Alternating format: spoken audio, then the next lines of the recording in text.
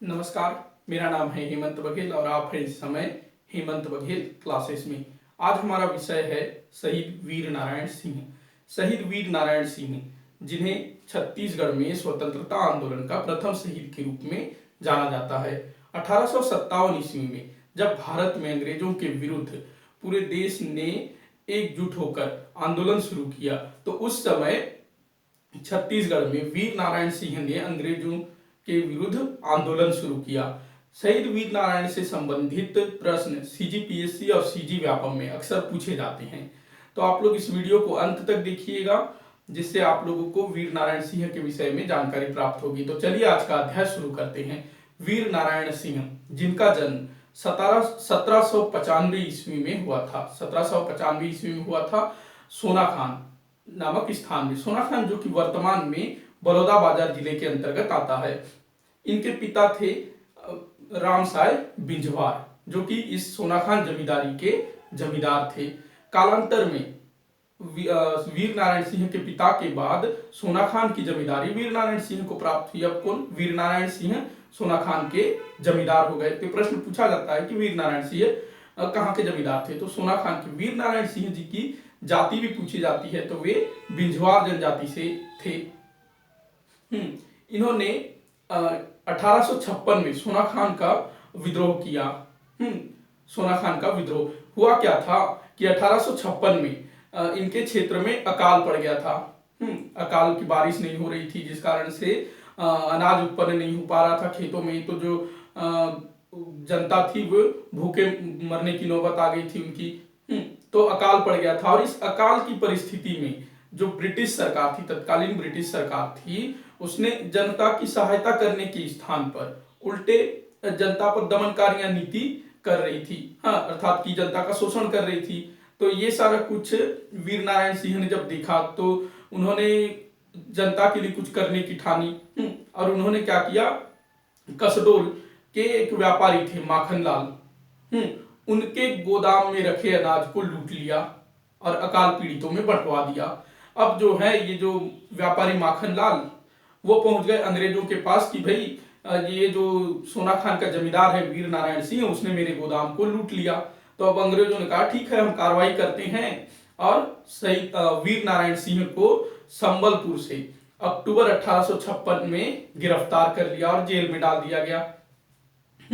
तो ये तो बात थी 1856 में। इसे ही सोनाखान का विद्रोह के नाम से जाना जाता है।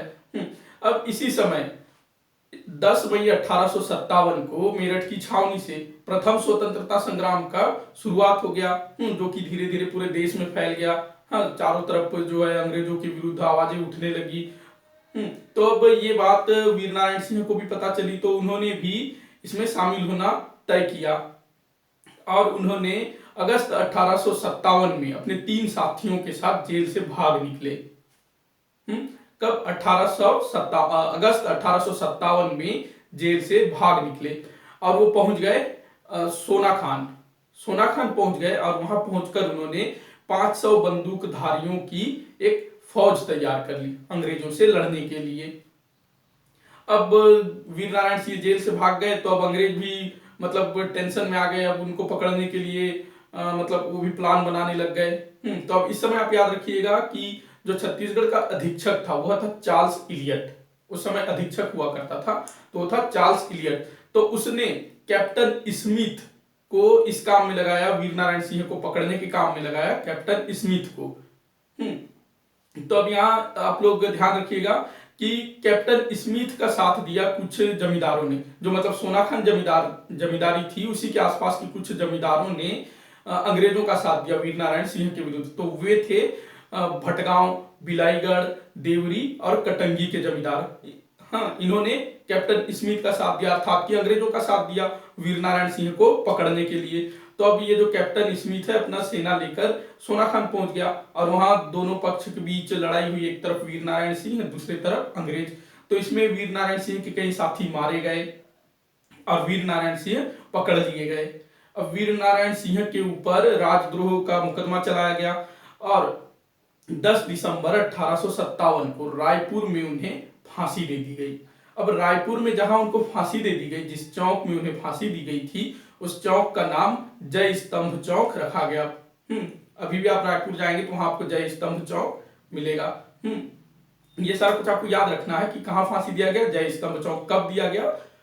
10 दिसंबर 1857। और जो अधिकारी कौन था, अंग्रेज अधिकारी, तो वो कैप्टन स्मिथ। और उस समय अधीक्षक कौन था? Charles Elliot. और किन्होंने साथ दिया था? तो भड़गांव, बिलाईगढ़, देवरी और कटंगी। तो ये थे शहीद वीर नारायण सिंह।